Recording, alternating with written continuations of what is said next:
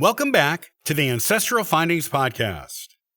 Civil War pension records are excellent sources of information on both the personal lives and military service of Civil War soldiers and their dependents. Veterans could apply for government pensions if they were elderly or disabled. Their dependents could apply if the veteran was deceased, such as widows, dependent parents, and orphaned children. This is the information you can find in Civil War pension records, as well as where you can find them.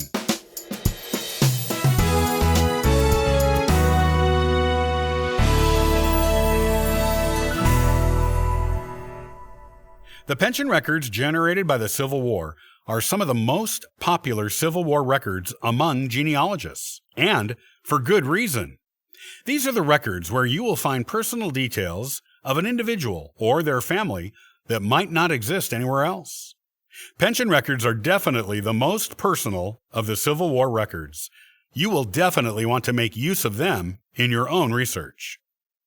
Like other Civil War records, pension records can be found online on Fold3 and Ancestry.com, and also at the National Archives in Washington, D.C. Sometimes, different versions of them can be found at state archives as well. These records come in two primary forms: pension records from actual Civil War veterans and pension records from the widows of veterans. Less often, you may find the pension record of a soldier who did not marry or outlive his parents, and his parents filed a pension request on his behalf to help support them in their elderly ages. After the war, most people who had fought in it or their loved ones who they left behind wanted to get that pension money. For widows, elderly parents, and orphaned children, it was important to receive the pension money as soon after the war as possible. So they did not risk becoming impoverished without the income the soldier would have provided when he came home from the war. With the veterans themselves, they usually waited until they were elderly to apply for a pension, as they could work to earn a living until then. The exception was if they had been disabled in any way while serving in the war, in a way that impacted their ability to earn a living. Then, they may have applied for a pension sooner. Union soldiers and their widows, parents, and orphans were eligible for pensions from the government right away after the war.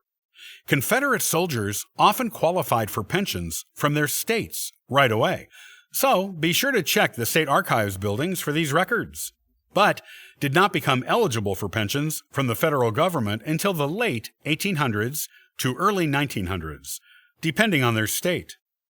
People who applied for pensions, be they veterans or dependents, had to prove certain things, such as dates of birth, dates of marriage, their actual service, including the fact that they didn't desert, and the date they crossed over. If they were disabled by the war or old age, they had to prove that too. This meant that applicants submitted corroborating documents, and these are included in the pension files. If such documents did not exist, they brought in witnesses to testify to these dates and facts on their behalf, and also made testaments relying on their own memories. These accounts are also included in pension records and can be quite personal and detailed in nature. These personal accounts are always wonderful additions to family history research.